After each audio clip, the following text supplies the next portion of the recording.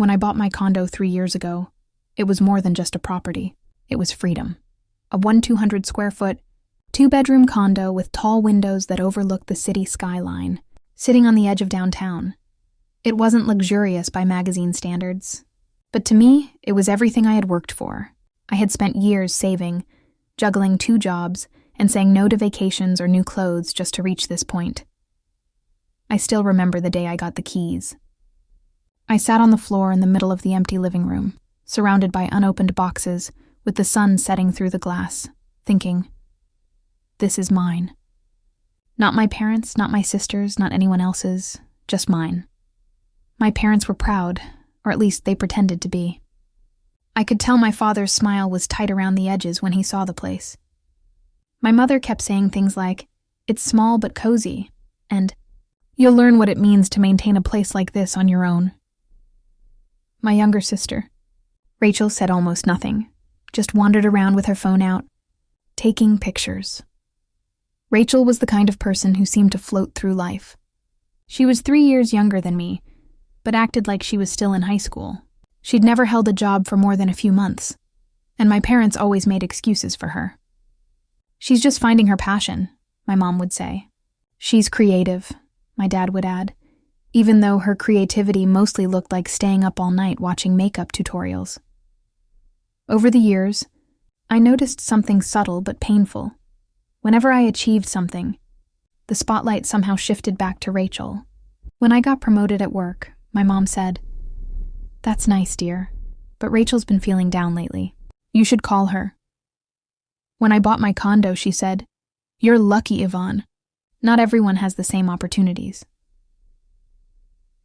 It was strange, as if my success was something that embarrassed them, something they needed to minimize so Rachel wouldn't feel bad.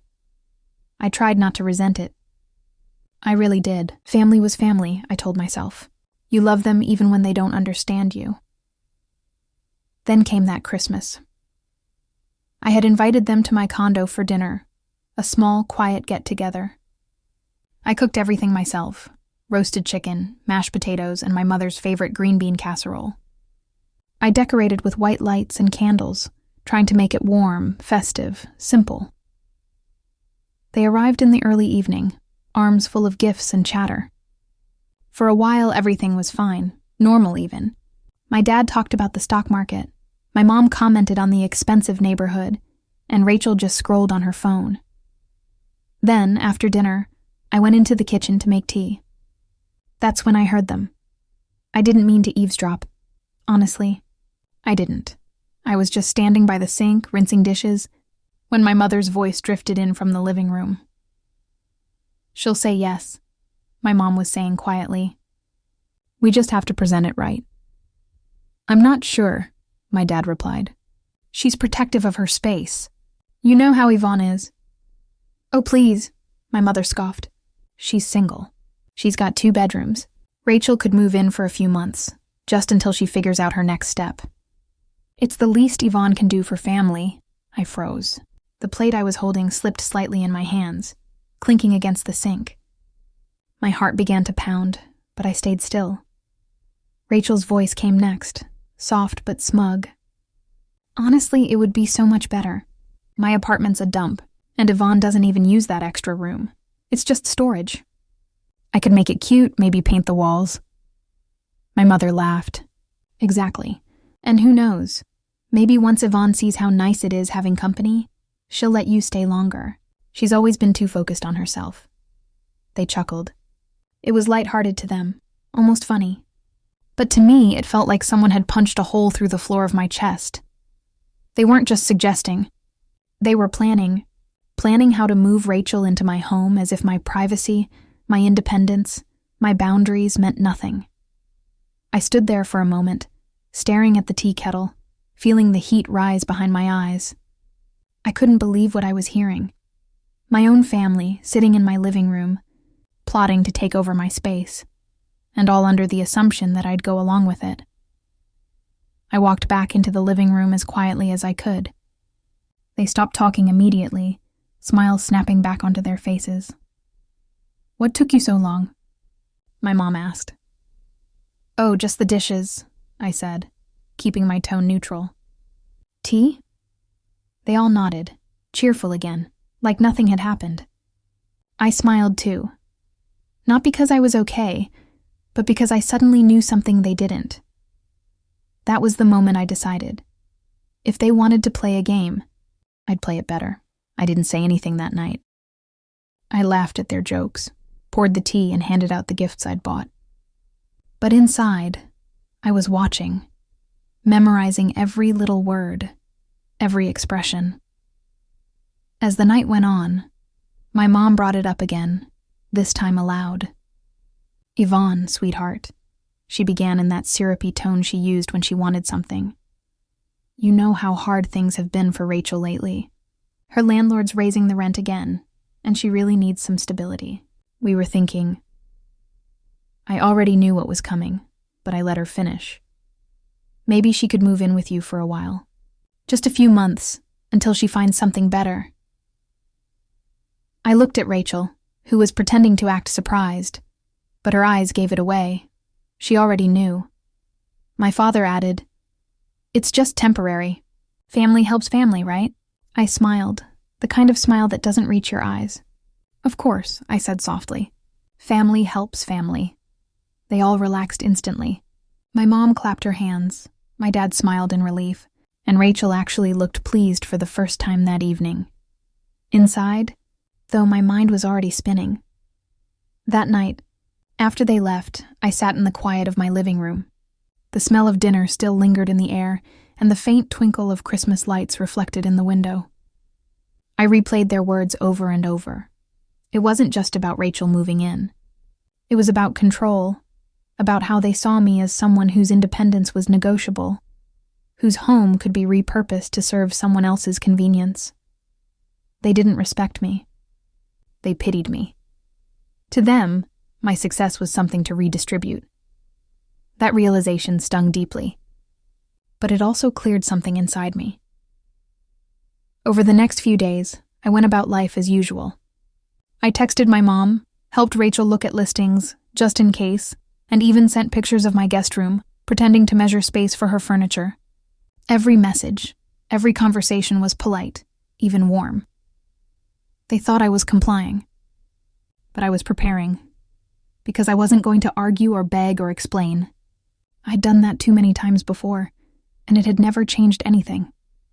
This time, I'd let them walk right into their own assumption, and then I'd show them what it felt like to underestimate me. That's when I quietly contacted my real estate agent.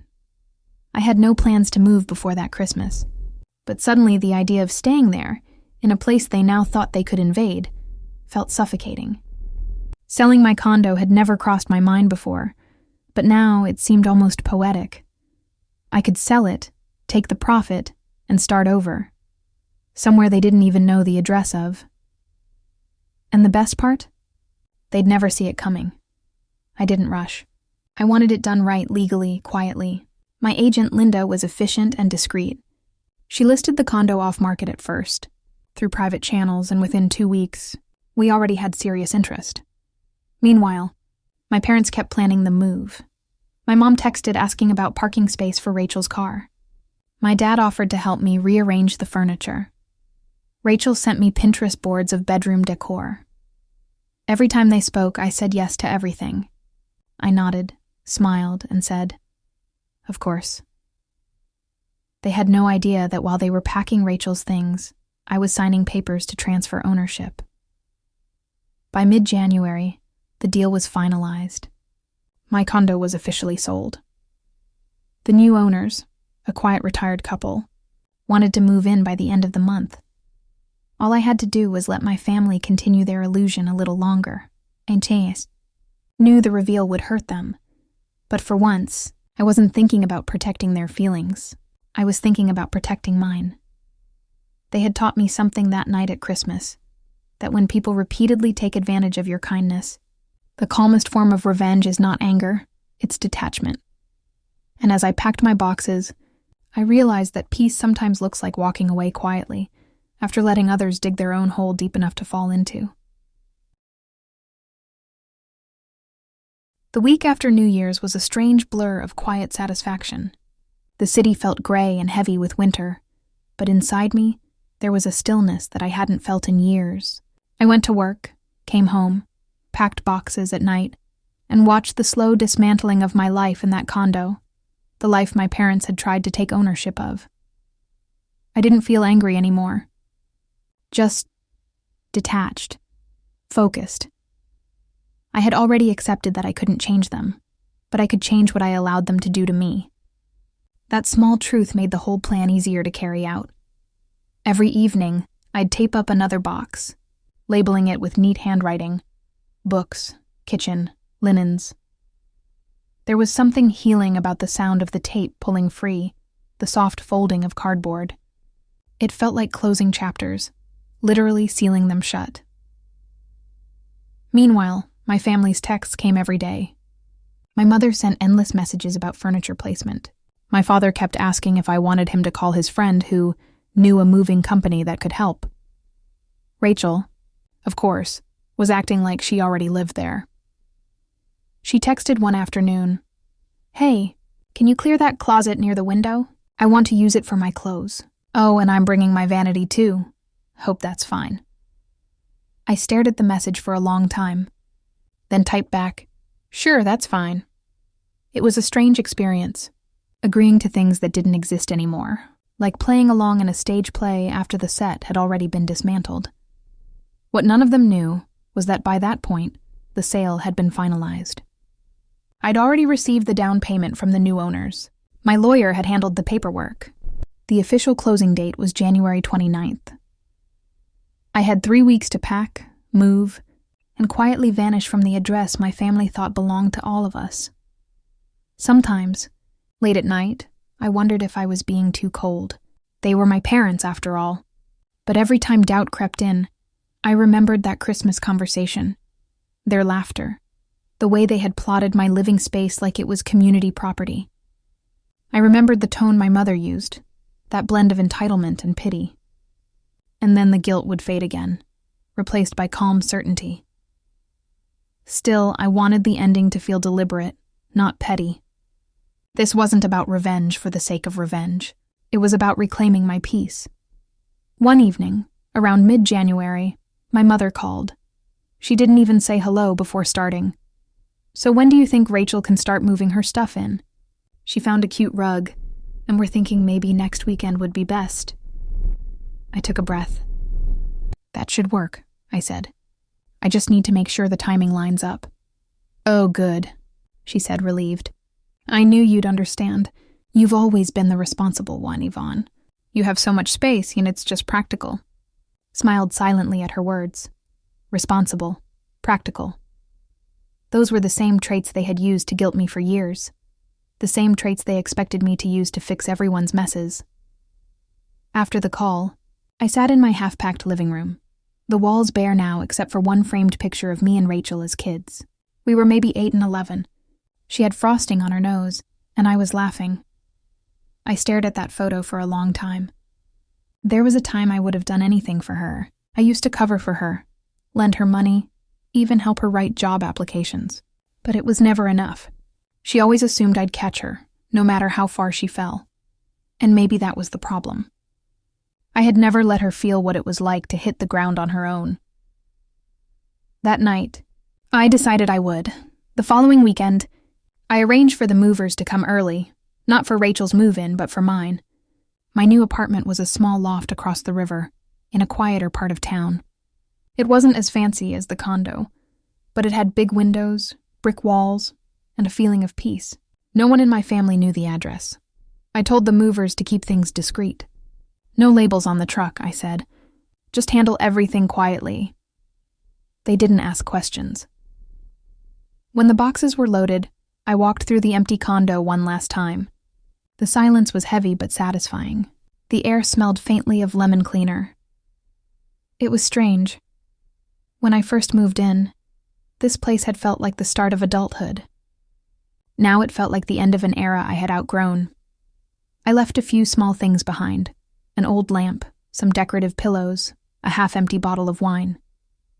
Little traces of a life that once existed. Then, as planned, I locked the door and dropped the keys off with Linda, my real estate agent, who would handle the final handover to the new owners the next day. It was done, but my parents didn't know that yet.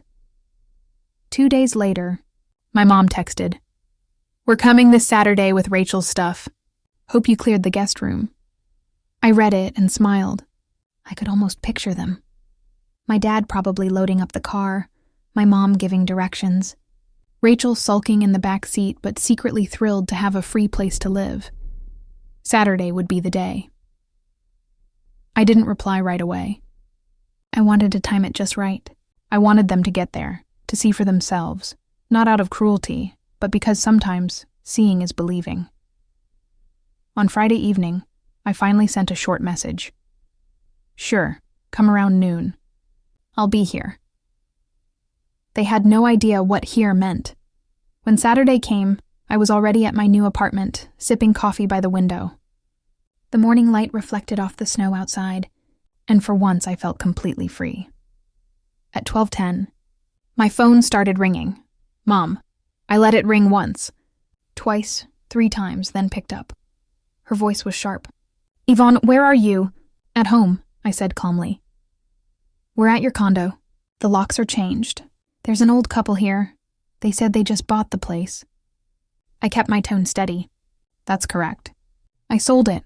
There was a long pause. I could hear my father in the background saying something, and Rachel's voice rising. Then my mother hissed, "You did what?" "I sold it," I repeated softly. "It's no longer mine." "Without telling us?" she demanded. "We made plans. Rachel quit her lease. She has nowhere to go now." I could hear the anger building in her voice, that same familiar tone she used when she didn't get her way. "I didn't need to tell anyone," I said gently. "It was my home. I decided I wanted to change." There was silence again, then Rachel's voice shouting, "You're unbelievable, Yvonne. You knew I was moving in." I didn't respond immediately. I just breathed, letting the silence stretch. Then I said, "You never asked if you could move in, Rachel. You all decided for me. I just made my own decision too." My mom sputtered. "This is not how family behaves. We trusted you." I almost laughed. "No," I said quietly. "You assumed." "There's a difference." Then, before the conversation could spiral into yelling, I added softly, "I hope you find a place that feels right for you. Rachel, truly. I just need my own space now." And then I ended the call. The phone buzzed again and again afterward. Messages, missed calls, guilt trips typed in capital letters, but I didn't answer any of them. For the first time in years, I wasn't reacting. I wasn't defending or explaining. I was just still. That afternoon, I unpacked slowly in my new apartment, arranging books on the shelves, setting my plants near the window, playing soft music in the background. Every small action felt like reclaiming something. Later that night, my dad texted me privately. "You really hurt your mother today. She says she can't believe you'd do something like this. I hope you're happy." I stared at it for a while. Then I replied, "I'm not trying to hurt anyone, Dad. I'm just learning to live for myself. I hope someday you can understand that." He didn't respond. For a few days, there was silence. Then, as families do, the silence broke, replaced by a slow, simmering coldness. My mother started sending short, polite messages like, "Hope you're doing well," but the warmth was gone. Rachel blocked me on social media entirely. It wasn't easy. There were moments I questioned myself. I'd sit alone in the evening, staring at the city lights, wondering if I had gone too far. But every time that doubt surfaced, I reminded myself, peace doesn't always come wrapped in approval. Sometimes it comes in the quiet after you stop letting people rewrite your boundaries. By the end of that month, I had fully settled into my new space. Work was going well, and I found myself sleeping better than I had in years. One evening, I ran into Linda, my agent, who told me the elderly couple had moved into the condo and loved it. "They said it has such a calm energy," she laughed. "They're really happy there." That made me smile. I was glad someone could fill it with good energy again. My mother eventually called a few weeks later, not to apologize, of course, but to check if I was still mad. She sounded cautious, like someone testing thin ice. I told her calmly, "I'm not mad. Mom, I'm just done being managed." She sighed, muttered something about how family shouldn't hold grudges, and then asked if I could help Rachel find a new apartment. I smiled to myself. "I think she's capable, Mom. She's an adult. Let her handle it." There was another long silence, then a quiet, "Okay." For once, the conversation ended without me feeling drained. That was new. That night, as I sat by my window watching the snow fall, I realized something important. Revenge isn't always about making others suffer. Sometimes it's about choosing not to suffer anymore. By selling that condo, I hadn't punished them. I had freed myself. And that, to me, was the calmest kind of revenge. The weeks that followed were quiet, too quiet. When you spend most of your life revolving around family expectations, silence can feel like punishment at first. I'd wake up, make coffee, open my phone, and find nothing. No messages from my mother reminding me to call. No check-ins that were really control checks. No passive-aggressive remarks from Rachel about how lonely my condo must be. At first, I didn't know what to do with that emptiness. It felt strange, like standing in a room where the noise has suddenly stopped and you're left with the sound of your own breathing. But slowly, something unexpected happened. I started enjoying it. Silence, I learned, isn't absence. It's space. Space to think, to breathe, to grow. I filled that space with things I hadn't had time for in years. I started reading again, not for distraction, but for pleasure. I cooked meals slowly, just for myself, without needing to impress anyone. I walked in the park after work, feeling the cold air sting my face, and realized I hadn't done something that simple in a long time. For the first time in my adult life, I wasn't living in reaction to anyone else's needs. I was just living. Still, there were moments when the old guilt tried to sneak in, that little voice that said, "You should call them. You should explain. You should fix this." But then I'd remember the sound of their laughter that Christmas night, when they were planning how to rearrange my life without me. That memory was like a quiet compass pointing me back to myself. I wasn't angry anymore. But I wasn't ready to forget either. 2 months after the sale, my mother invited me to Sunday lunch. The message was polite, but careful, like someone trying to lure a cat out from under a bed. "Your father misses you," she wrote. "Why don't you come over? Let's have lunch. Just us." I hesitated, but I agreed. Not because I wanted reconciliation, but because I wanted clarity, to see where we stood, now that the power dynamic had shifted. When I arrived at their house, I noticed the difference immediately. My mother greeted me warmly, but with that brittle energy of someone performing hospitality. My father's handshake was firm, but he avoided eye contact. Rachel wasn't there. The dining table was set for 3. Roast beef, mashed potatoes, salad, my mother's usual, let's pretend everything's fine menu. "So," she said, sitting down, "how's the new place?" "It's nice," I said simply. "Quiet. I like it."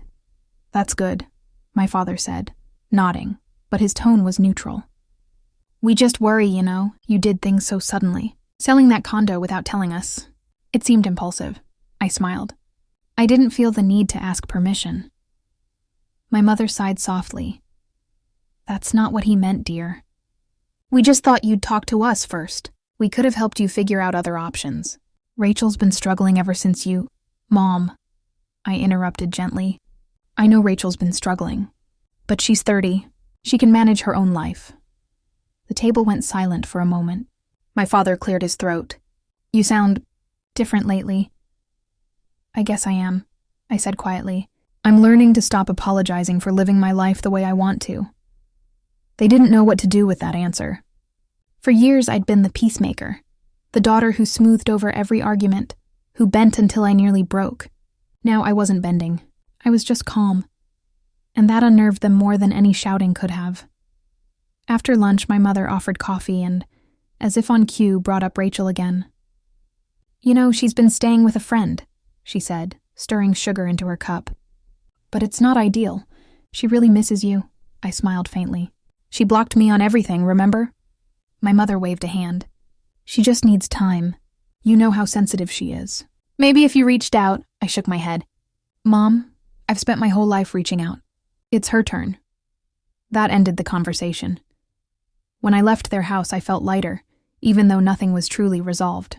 They were still themselves, still stuck in the belief that I owed them emotional labor. But for the first time, I wasn't carrying their expectations home with me. In the months that followed, our communication stayed limited. We exchanged short, polite updates, birthdays, work news, occasional photos. But the emotional leash they once had on me was gone. Rachel, meanwhile, kept her distance. Through mutual friends, I heard bits and pieces. She'd moved into a small studio, was complaining about money, and occasionally told people that I'd betrayed the family. I didn't respond, didn't defend myself, didn't even correct the story. Because here's the thing. Once you stop needing everyone to understand your choices, their opinions lose power. Instead of dwelling on the fallout, I poured my energy into my own life. At work, I started volunteering for projects that challenged me instead of just overworking myself to prove something. I took a weekend pottery class. I traveled alone for the first time. A short trip to a lakeside town where I didn't have to explain myself to anyone. Those experiences weren't grand or cinematic, but they healed me in small, steady ways. Sometimes on quiet evenings, I'd think about the condo, the one I used to call home. I'd picture the elderly couple who'd bought it, maybe drinking tea by the same window where I once sat, watching the city lights. And instead of regret, I felt gratitude. That place had been my cocoon, but it wasn't meant to be my cage. Then one spring afternoon, months after everything, something unexpected happened. Rachel called. Her number flashed on my phone, and for a moment, I just stared at it. I hadn't seen her name on my screen in nearly half a year. When I answered, her voice was tentative. Hey, I said. There was a long pause. Then she blurted, "I didn't call to fight." "Okay," I said gently. "Then what did you call for?" "I just wanted to talk," she said. "I guess I owe you an apology." That caught me off guard, she sighed. "I was mad, you know. I really thought you were being cruel. Mom and Dad made it sound like you just sold the place out of spite. But now I kinda get it." I leaned back in my chair. "What made you change your mind?" She hesitated. "I moved into this tiny studio. It's not great, but it's mine. And for the first time, no one's telling me what to do. I get why you wanted that. Independence, I mean." I smiled softly, though she couldn't see it. "It feels different when it's yours, doesn't it?" "Yeah," she admitted. "I didn't realize how much I depended on everyone until you stopped letting me." We talked for nearly an hour, about small things, nothing too deep. She didn't suddenly turn into a different person, but something in her tone was more grounded, more real. When we hung up, I felt something shift inside me. Not reconciliation, but understanding. A few days later, my mother called too, saying she'd heard I'd spoken with Rachel. Her tone was softer this time, almost weary. "Maybe it all worked out the way it needed to," she said quietly. Maybe it did. That summer, I invited them all, yes, even Rachel, to my new apartment for dinner. Not to prove anything, but because I was ready to start fresh, on my terms. When they arrived, my mother looked around the place and said, "It's smaller than your condo." I smiled. "Yes, but it's mine." My father nodded approvingly. Rachel laughed and said, "It's cozy." I like it. It wasn't a perfect reunion. There were still awkward silences, old patterns that tried to peek through. But it was different, because now every boundary in that room was clear and respected. After dinner, as they were leaving, Rachel hugged me. "You know," she said, "that condo thing, it was genius. Cold, but genius." I laughed softly. "I wasn't trying to be cold. I just wanted to protect my peace." She nodded. "I get that now." As I closed the door behind them, I realized something profound. Revenge, when done calmly, doesn't always destroy relationships. Sometimes it rebuilds them. differently, honestly, and only after the truth has burned away the pretense. Months later, as life carried on, my relationship with my family settled into a quieter rhythm. We weren't close like we used to pretend we were, but we were real, which felt better. Looking back, I often think about that moment in the kitchen when I first overheard their plan. If I had confronted them then, if I'd yelled or argued, it would have turned into another exhausting fight.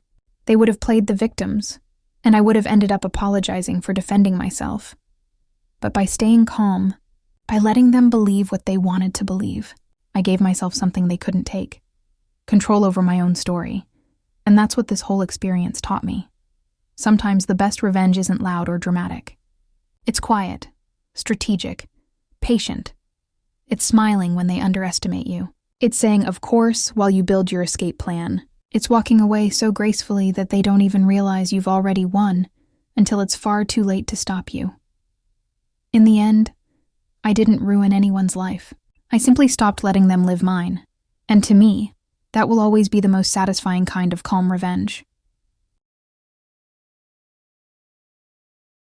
I don't think I've ever felt the kind of calm that washed over me that morning. It was the morning I knew everything was finally going to come together. I stood by the kitchen counter, sipping my coffee, watching the city lights fade as the sun crawled up between the buildings. The quiet hum of the refrigerator was the only sound in my condo. I had always loved that stillness, that little slice of peace that came before the world woke up. But that morning it felt different. It felt like the calm before a very personal storm, a storm I had chosen to control.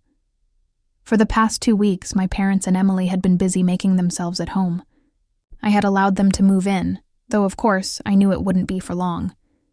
They brought boxes upon boxes of Emily's clothes, my mother's dishes, and even a few family photos that they hung in my living room without asking. My father had already rearranged my furniture twice, insisting that the sofa looked better for family gatherings when facing the window. I didn't say a word. I just smiled and let them believe what they wanted. At night, when they'd gone to bed, I'd sit quietly in my small office, going through emails and documents from the real estate agent. Everything was falling into place faster than I expected. The buyer was an older woman, retired, looking for a safe and quiet place near her daughter. She'd fallen in love with my condo the first time she saw it. We agreed on the price without much negotiation. To her, it was her future home. To me, it was the symbol of my freedom. But the real beauty of the plan wasn't in the sale itself. It was in the timing. My parents thought the paperwork I was signing was related to a mortgage update, something I'd casually mentioned over dinner. They didn't ask many questions. They were too busy imagining their new life in the condo. My mother had already talked about buying new curtains. My sister had pinned photos of decor ideas to her phone. They had no idea the property wouldn't belong to me by the time Christmas arrived. I'd be lying if I said it was easy to keep my composure. Every time I heard Emily laughing in the living room, telling her friends over the phone that she was basically moving into Yvonne's place, my stomach tightened. Every time my mother commented about how some people are too generous for their own good, I had to stop myself from reacting. But the anger that used to flare inside me had turned into something sharper, colder. It wasn't rage anymore. It was resolve. The hardest part, though, was my father. He had always been the quiet one, the mediator. But in this situation, he wasn't neutral. He had chosen to side with my mother and sister, perhaps out of convenience or habit. It hurt to see that, to realize that even he could stand by while I was taken advantage of. Sometimes I'd catch him glancing at me with what I thought was guilt, but he never said anything. Silence can be the loudest betrayal of all. As Christmas week approached, my family became more and more comfortable. They had completely taken over the space. My mother spent mornings cooking breakfast in my kitchen, leaving pots unwashed. Emily left her makeup scattered in my bathroom. My father watched television late into the night, using my favorite throw blanket. It was like watching intruders slowly claim a territory, except I had invited them in, and that invitation was part of their undoing. I remember one evening in particular. My mother was sitting at the dining table, flipping through a magazine. Emily was on the sofa, scrolling through her phone, and my father was watching a news channel. I stood by the kitchen sink, staring at them. None of them noticed. I wondered if they even saw me as a person anymore, or just as a convenient path to comfort. The thought was bitter, but strangely freeing. That night, I decided the final details of my plan. The sale was scheduled to close 2 days after Christmas. The agent had handled everything discreetly. The new owner had agreed to let me vacate the property the following day, giving me time to pack up what was truly mine. I'd already rented a small, cozy apartment a few blocks away. It wasn't as fancy, but it was peaceful. And it was mine. Fully mine. Without the shadow of entitlement hovering over it. Christmas Eve came, and with it, an odd tension in the air. My mother insisted on hosting a small dinner, in my home, of course. She called relatives, inviting them over, telling everyone how Yvonne's place feels more like home now. I watched her decorate the tree I'd bought years ago, watched Emily wrap gifts using paper I'd paid for, and I just smiled.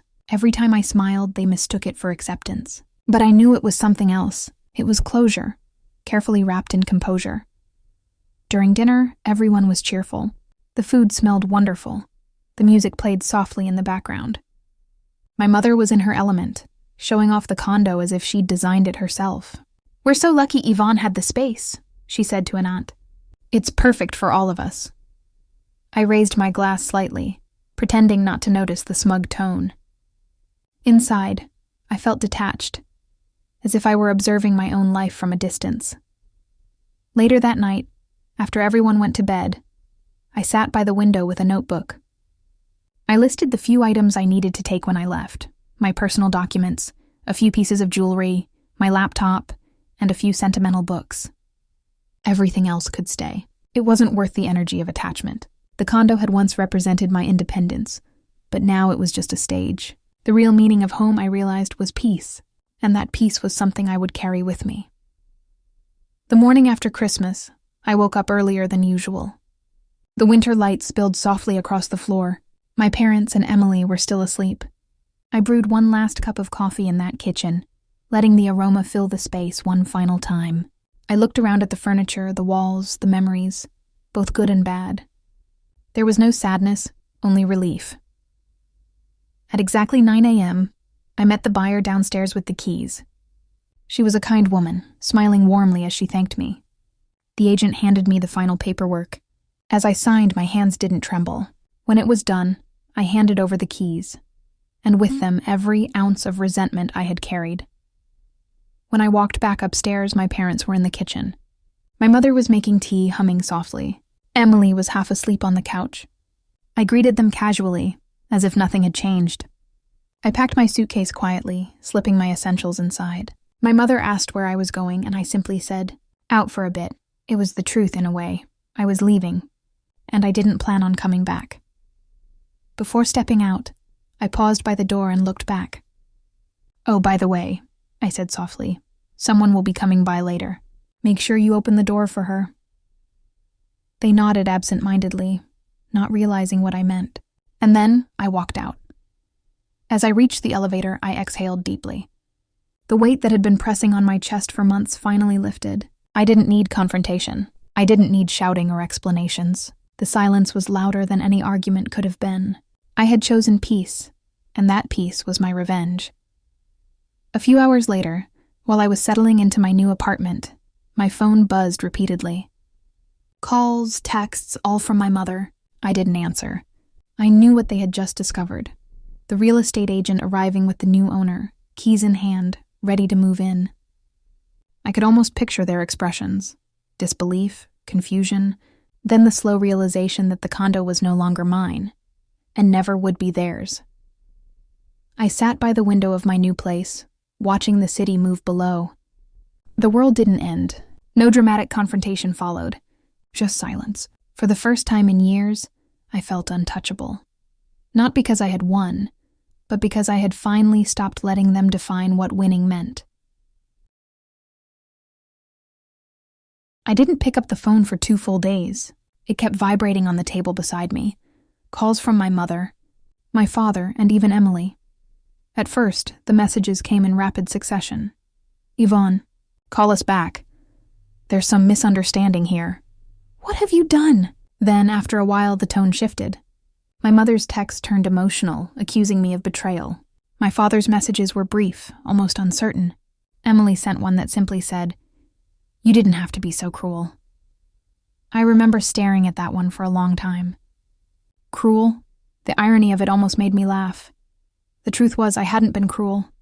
I had been patient, far more patient than any of them deserved. They had taken my silence as weakness, my kindness as submission. What they never realized was that quiet people don't lack strength. They simply choose when to use it. In my new apartment, the air felt different, lighter. I hadn't decorated much yet, just a simple rug, a small couch, and a few framed photos that actually meant something to me. There were no echoes of entitlement here, no traces of manipulation or guilt. I could breathe without feeling like I owed anyone an explanation. I spent that first week mostly in solitude, walking to the nearby park in the mornings, cooking dinner at night, and allowing myself to feel the kind of peace that comes after finally standing up for yourself. By the third day, I decided to answer one call, from my father. His voice was quiet, cautious. "Yvonne," he began, "we need to talk." I stayed silent for a moment before answering. "There's nothing left to talk about, Dad." He sighed. "You could have told us. This wasn't right." I almost smiled at that. "Wasn't right?" I repeated softly. "You all planned to move into my home without my consent. Talked about me like I was just a placeholder for your comfort. You lied. I just chose not to tell you my plans the same way you didn't tell me yours." He didn't respond immediately. When he finally did, his voice sounded tired. "Your mother didn't mean harm. She thought I existed to make her life easier," I interrupted, calm but firm. "And you went along with it." There was another long pause. "I suppose we did," he admitted quietly. That small moment of honesty caught me off guard. But instead of relief, I felt a deep sadness. The kind that comes when you realize someone understands the damage, but only after it's too late to fix. We ended the call politely, almost formally, as if speaking to distant relatives instead of family. I didn't feel angry, just done. I think that's the truest form of peace. Not when you stop caring out of bitterness, but when you stop caring because you've outgrown the need to be understood.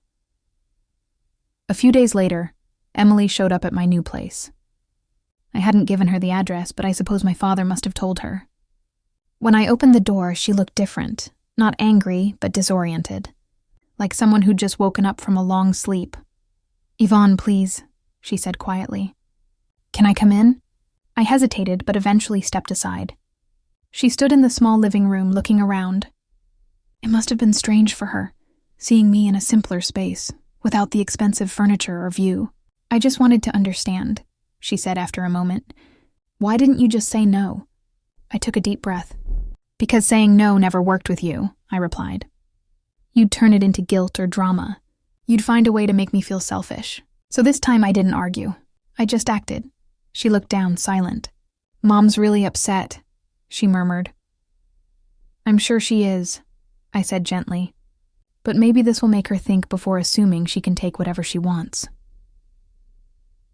For a while, we just stood there, the silence stretching between us like a long, thin thread.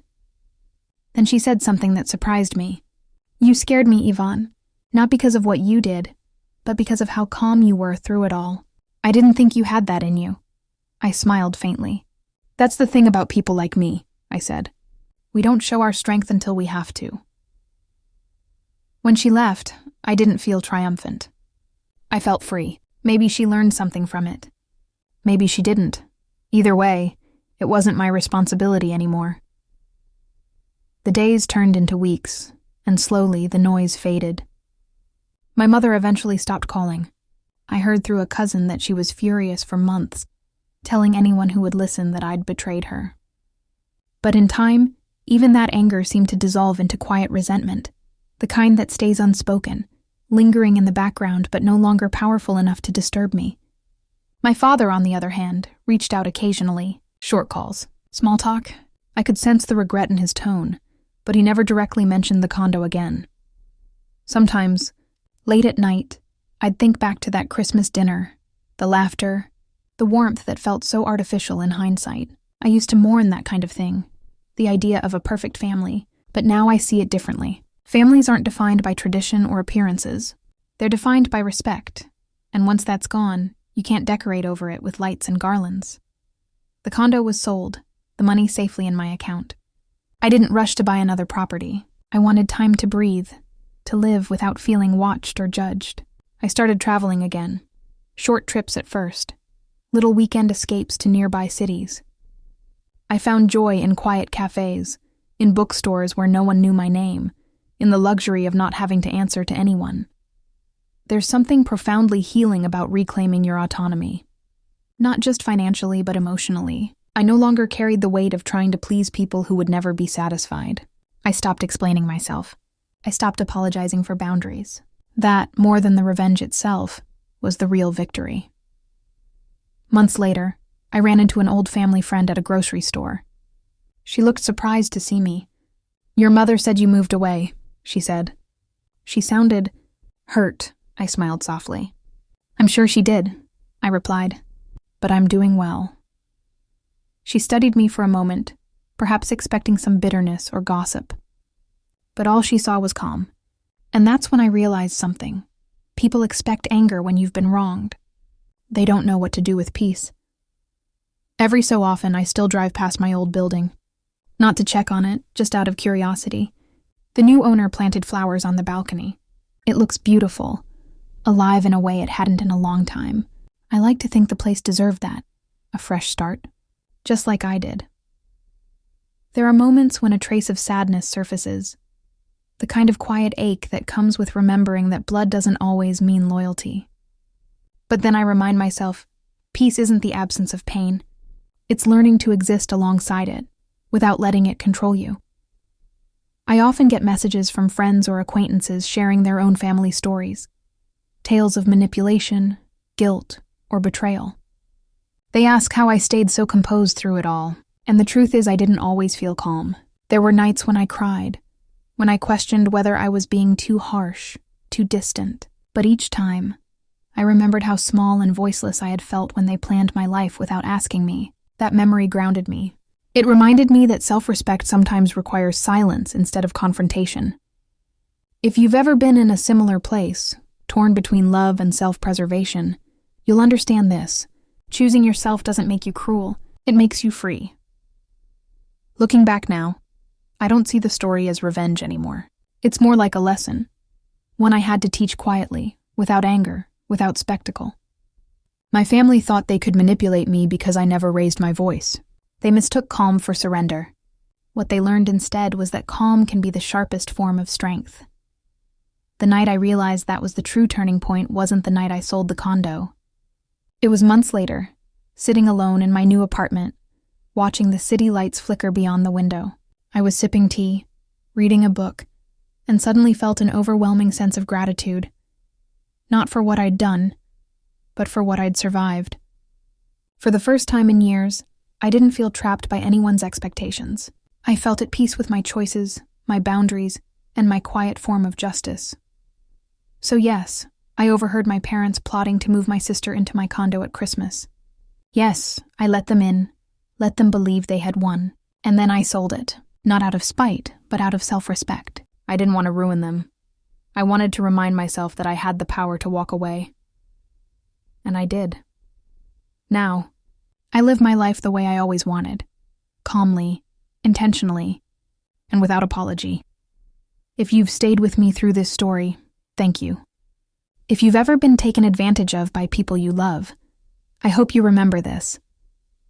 Revenge doesn't always have to be loud or cruel. Sometimes the calmest choices are the most powerful ones.